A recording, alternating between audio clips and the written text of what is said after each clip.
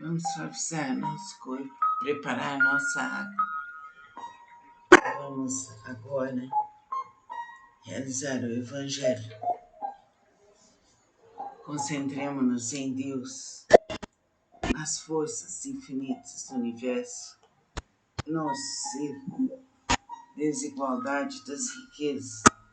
A desigualdade das riquezas é um dos problemas que em vão se procuram resolver quando se considera apenas a vida atual. A primeira questão que se apresenta é a seguinte: por que todos os homens não são igualmente ricos? Por uma razão muito simples, é que não são igualmente inteligentes, ativos e laboriosos para adquirir, nem sóbrios e previdentes para conservar. Aliás, é uma questão matematicamente demonstrada que, repartida por igual, a fortuna daria a cada qual uma parte mínima e suficiente, que, supondo-se feita essa repartição, o equilíbrio seria rompido em pouco tempo, em virtude da diversidade de caracteres e aptidões, que, supondo-a possível e durável, tendo cada um somente o necessário para viver, isso equivaleria ao aniquilamento de todos os grandes trabalhos que concorrem para o progresso e o bem-estar da humanidade, que, portanto, supondo-se que ela desse a cada um o necessário, desapareceria o estímulo que impulsiona as grandes descobertas e os empreendimentos úteis. Se Deus a concentra em alguns lugares, é para que dos mesmos ela se expanda em quantidades suficientes, segundo as necessidades. Admitindo-se isso, pergunta-se por que Deus concede a pessoas incapazes de fazê-la frutificar para o bem de todos. Essa é ainda uma prova da sabedoria e da bondade de Deus. Ao dar ao homem o livre-arbítrio, quis que ele chegasse, pela sua própria experiência, a discernir o bem e o mal, de maneira que a prática do bem fosse o resultado dos seus esforços, da sua própria vontade. Ele não deve ser fatalmente levado a um nem ao outro, pois então seria um instrumento passivo e irresponsável como os animais. A fortuna é um meio de prová-lo moralmente, mas como, ao mesmo tempo, é um poderoso meio de ação para o progresso, Deus não quer que ela permaneça improdutiva e é por isso que incessantemente a transfere. Cada qual deve possuí-la para exercitar-se no seu uso e provar a maneira por que o sabe fazer. Como há impossibilidade material de que todos a possuam ao mesmo tempo, e como se todos a possuíssem, ninguém trabalharia, e o melhoramento do globo sofreria com isso, cada qual possui por sua vez. Dessa maneira, o que hoje não a tem, já teve no passado, ou a terá no futuro numa outra existência, e o que hoje a possui poderá não tê-la mais amanhã. Há ricos e pobres, porque Deus, sendo justo, cada qual deve trabalhar por sua vez. A pobreza é para uns a prova da paciência e da resignação. A riqueza é para outros a prova da caridade e da abnegação. Lamenta-se com razão o triste uso que algumas pessoas fazem de sua fortuna, as ignóbeis paixões que a cobiça desperta, e pergunta-se se Deus é justo ao dar a riqueza a tais pessoas. É claro que se o homem só tivesse uma existência, nada justificaria semelhante repartição dos bens terrenos, mas se em lugar de limitar sua vida ao presente, considerar-se conjunto das existências, vê-se que tudo se equilibra com justiça. O pobre não tem, portanto, motivos para acusar a providência, nem para invejar os ricos, e esses não têm para se vangloriarem do que possuem. Se por outro lado esses abusam da fortuna, não será através de decretos nem de leis suntuárias que se poderá remediar o mal. As leis podem modificar momentaneamente o exterior, mas não podem modificar o coração. Eis porque têm um efeito temporário e provocam sempre uma reação mais desenfreada. A fonte do mal está no egoísmo e no orgulho. Os abusos de toda espécie cessarão por si mesmos quando os homens se dirigirem pela lei da caridade. Não faltará nada a ninguém.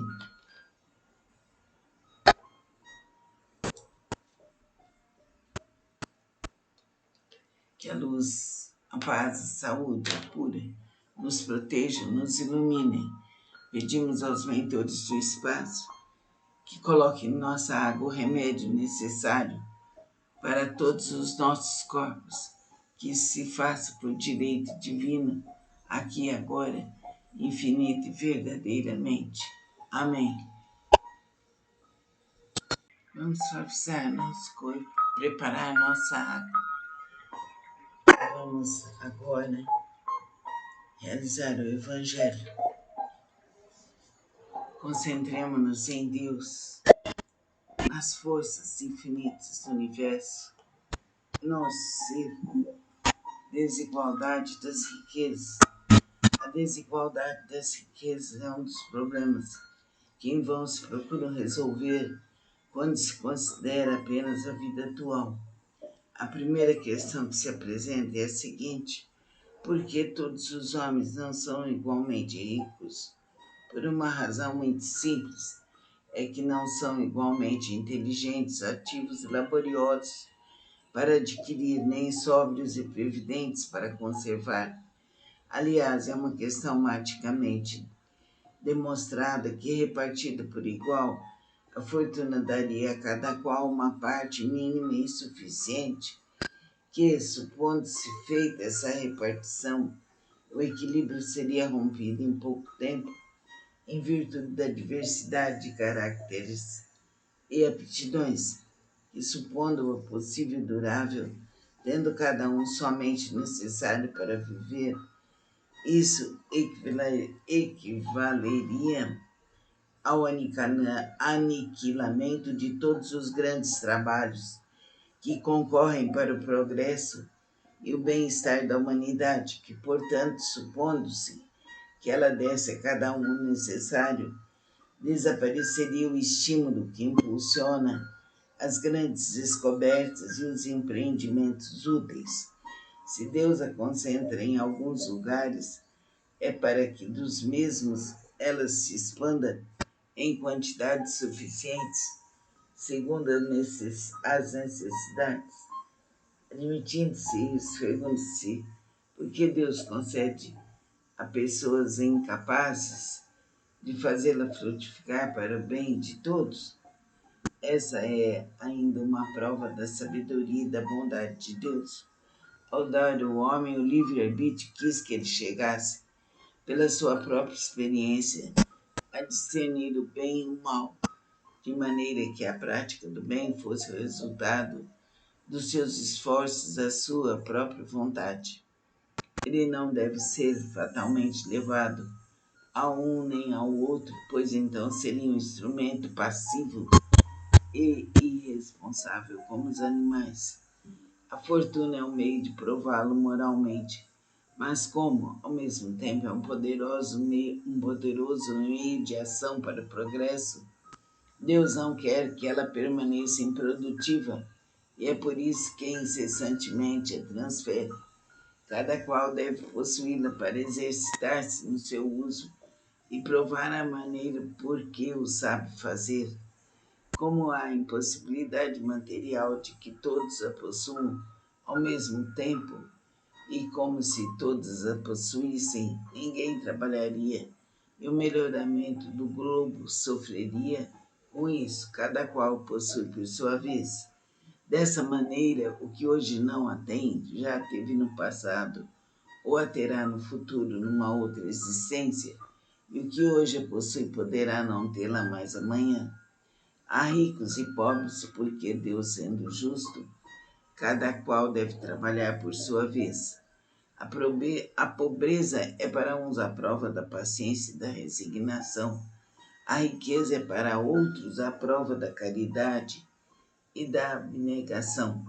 Lamenta-se com razão o triste uso que algumas pessoas fazem de sua fortuna, as ignóbeis paixões que a cobiça desperta, e pergunta-se se Deus é justo ao dar a riqueza a tais pessoas.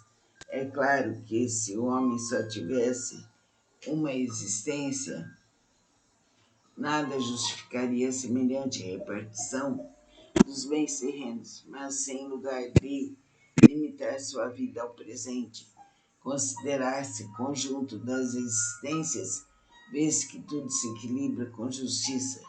O pobre não tem, portanto, motivos para acusar a providência, nem para invejar os ricos, e esses não têm para se vangloriarem do, do que possuem. Se, por outro lado, esses abusam da fortuna, não será através de decretos nem de leis suntuárias que se poderá remediar o mal. As leis podem modificar momentaneamente o exterior, mas não podem modificar o coração. Eis porque têm um efeito temporário e provocam sempre uma reação mais desenfreada. A fonte do mal está no egoísmo e no orgulho. Os abusos de toda espécie cessarão por si mesmos quando os homens se dirigirem pela lei da caridade. Não faltará nada a ninguém.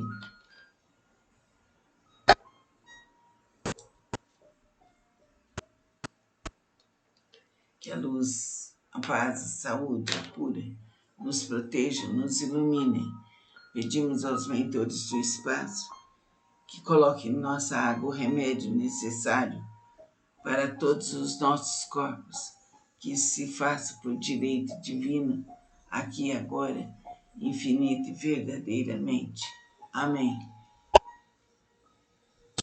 Vamos suavizar nosso corpo, preparar nossa água. Vamos agora realizar o Evangelho. Concentremos-nos em Deus, nas forças infinitas do universo, no ser, desigualdade das riquezas. A desigualdade das riquezas é um dos problemas que em vão se procuram resolver quando se considera apenas a vida atual. A primeira questão que se apresenta é a seguinte: por que todos os homens não são igualmente ricos? Por uma razão muito simples, é que não são igualmente inteligentes, ativos e laboriosos para adquirir, nem sóbrios e previdentes para conservar. Aliás, é uma questão matematicamente demonstrada que, repartida por igual, a fortuna daria a cada qual uma parte mínima e suficiente, que, supondo-se feita essa repartição, o equilíbrio seria rompido em pouco tempo, em virtude da diversidade de caracteres e aptidões, que, supondo-o possível e durável, tendo cada um somente o necessário para viver, isso equivaleria ao aniquilamento de todos os grandes trabalhos que concorrem para o progresso e o bem-estar da humanidade, que, portanto, supondo-se que ela desse a cada um o necessário, desapareceria o estímulo que impulsiona as grandes descobertas e os empreendimentos úteis. Se Deus a concentra em alguns lugares, é para que dos mesmos ela se expanda em quantidades suficientes, segundo as necessidades, admitindo-se e esfregando-se, porque Deus concede a pessoas incapazes de fazê-la frutificar para o bem de todos.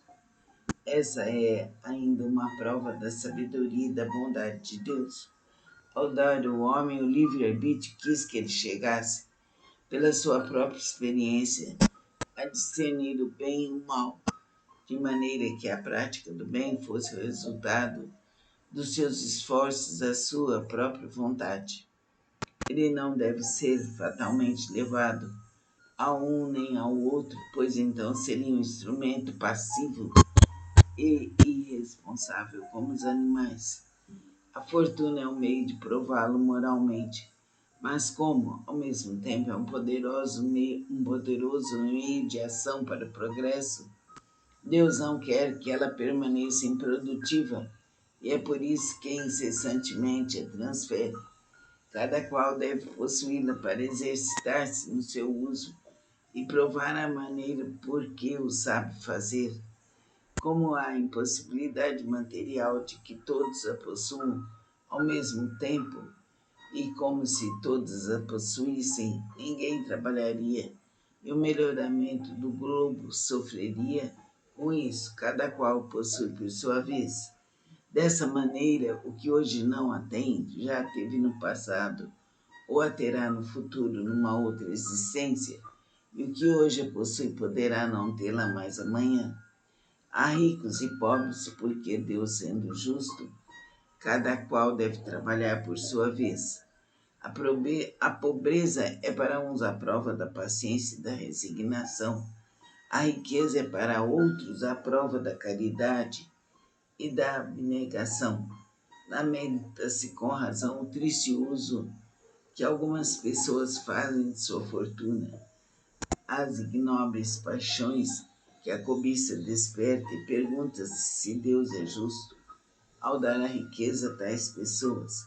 É claro que se o homem só tivesse uma existência, nada justificaria semelhante repartição dos bens terrenos, mas se em lugar de limitar sua vida ao presente, considerar-se conjunto das existências, vê-se que tudo se equilibra com justiça.